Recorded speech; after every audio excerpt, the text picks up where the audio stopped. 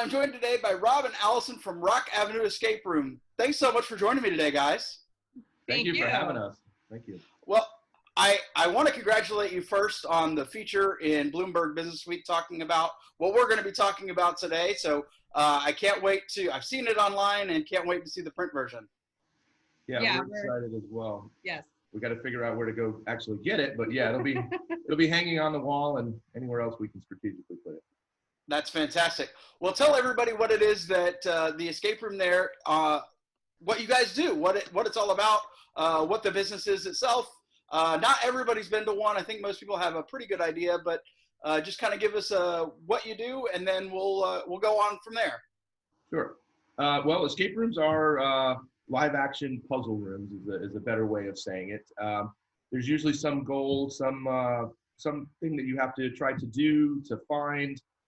There is a stigma that you're locked in and you have to figure out how to get the door unlocked and actually escape. But that's how they originally started years ago, and most have evolved away from that for many reasons, including safety. Sure. So with ours, there is a goal. We have a missing person in our little town. I am the mayor. She's the city manager. We have a police chief. Everybody that works here is a character in the story, and you're trying to help us. So we have 3 rooms, and the story continues through the 3. You can play them in any order, but basically you come in, and for an hour you're set into an immersive world. You become a character in the story. You have to solve riddles, puzzles, some minor physical tasks, and you move through the story and the environment, trying to reach that goal before the time runs out. So that seems like something that's awesome in person. And I imagine that with the safer at home orders during the COVID-19 pandemic, that made it very difficult for you guys to stay open. So what were some of the things that you did to make it so that you could? Sure. Well, the biggest thing was there were 2 things. Before we even were told to stay at home, people decided they didn't really want to go out and touch stuff, right? Yeah. So business started dropping really quickly when all of the COVID stuff started ramping up. So we panicked. That was step 1. And then we went into denial. And then shortly after that, we were just joking around that, pizza places, they still have delivery, and other restaurants are adding other options and curbside, and some were putting tables outside back then and finding different ways to do. And I said, what can we do? And I joked to one of our other local escape room owners, my friend Jeremy. I said, what am I supposed to do? Strap a GoPro to my head and have people, call in on a Zoom call? And he paused for a moment and he said, yeah, why not? And I was like, I was kidding. And he's like, what's wrong with that? So we spitballed on it for a couple of minutes and realized it might actually work. So Allison and I spent some time just thinking, well, okay, if we take away the fun and the excitement of physically being in the space and being put in that immersive world, what do we replace that with? So we came up with several different ways of an online inventory system where people can actually interact with the props. We're, I think, the only ones doing that currently. People can actually, when they find something physical in the room and there's a keypad, they get a picture of it on their screen at home. They can type on the keypad, and if they get the right code, the prop in the room reacts to it. And that same reactive is with me. I react. I play the part of the dumb mayor. I don't know what's going on. They're here to help me. I'm in trouble. I got to get this solved. And so I'm just as excited when things work and don't work. And by putting my character into the story and replacing the fact that they're not there with my emotion and my reaction, that seems to really help fill that void. And that a lot of the good press we've got is due to that personality and reaction. And we've played a few of other people that are doing the same thing, and we found the same thing. The stronger the personality, the better the experience. So you got to show off your acting skills then, as you're taking the place as their hands, basically everything but their eyes. So you're able to walk through everything there. Now, would you say that people are more receptive to the idea, or do you think this is going to be something that's strictly going to be while we have these phased reopenings and limited groups and the social distancing guidelines continue? Well, we found one of the things we were very surprised about, and I'll maybe speak to this too, is we got people from all over the world playing.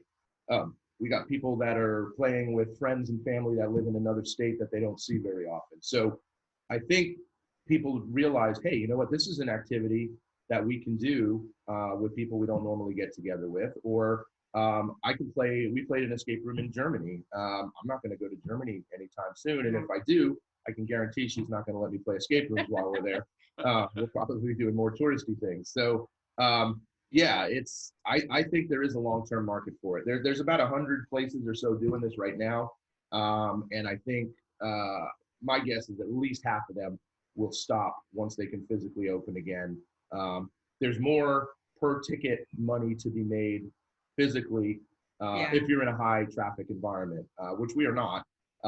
We're here in Trinity, and it's not a big touristy place, you know, so we're catering to the locals.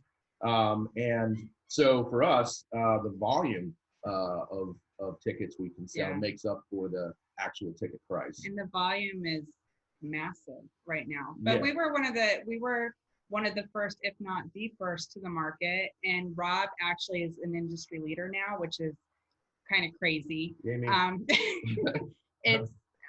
It's been just all around. It's been a really humbling experience. Humbling in that, you know, we are meeting people from around the world, and humbling that we have like these huge escape room owners that are really big deals in our industry contacting Rob or asking him for his advice and his opinion. And that has been just crazy. I think a lot of people were skeptical of, will this work? Is it profitable? You know, it's a lot of effort physically being in the room hour after hour. Normally we sit in the control room, we're eating pizza. No. But, you know, we're sitting there, we're kicked back, we're watching them and helping as we need. But for an hour, we're relaxed. Now we're actually in the room, standing and kneeling and reaching and bending all day long. So we've had big players in the industry reach out and say, you know, what kind of investment did you have to make to do this? What kind of technology are you using? Is it working? How are you getting people involved? And just last night I was on a call with a guy from Seattle at 12:30 in the morning, helping him get his second game set up. He's using our inventory system. We've spun off a side business to sell that online system, or people can subscribe to it and use it that aren't tech savvy to build their own.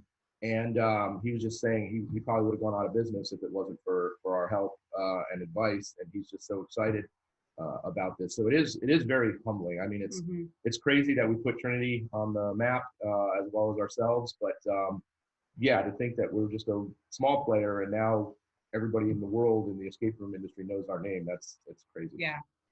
That's fantastic, guys. Well, where is it that people can find out more about you? Websites? Let's go ahead and promote the side business that you started as well, in case we have some escape room owners that are going to be watching. And just where can people get in touch with you? Sure. The main thing, we even though we're Rock Avenue Escape Room, we have rockavescape.com, or simply enough, if somebody can't remember that, escapetrinity.com. But we've spun off a new brand for this called Ready Mayor One. To play on the movie Ready Player One, because it's a virtual world with an avatar, and I'm already the mayor as my character. So ReadyMayor1.com takes you to the virtual experience, takes you straight into that. We now have Ready Mayor 1 and Ready Mayor 2. We have two virtual offerings that we have. And then the side business for the inventory is called virtualescapeservices.com as well. Awesome. And can people find you on social media, Facebook and the like? Oh, yeah. Facebook, Instagram, Twitter, it's all at RockAvEscape. Perfect. Well, I'll make sure that those are in the notes for all of this so people can get in touch with you, and hopefully they can not only come when they can come in person, but can experience the Ready Mayor One as well. Yeah, thank you. We appreciate that. We have our third game, which is not going to be virtual because it's a pretty massive undertaking, multiple rooms, physical transitions, and all kinds of things. So we're hoping that the local people, or even some people not local, get really excited about our games and our story from the virtual side, that say, you know what, we've got to make a trip there to play this third one. We feel that one, we actually thought that was going to be the thing that put us on the map. And we're to physically open it due to the pandemic. So we're hoping to open that physically around July-ish. And it's called Drew's Brews. So we're hoping to get a big bump in that and have people come out and have a really good physical time. It's a combination of escape room, story, theater. We think it's something we're really pushing the envelope with what an escape room can do. That's awesome, guys. Thanks so much. Thank you. We really appreciate your time. Thank you so much.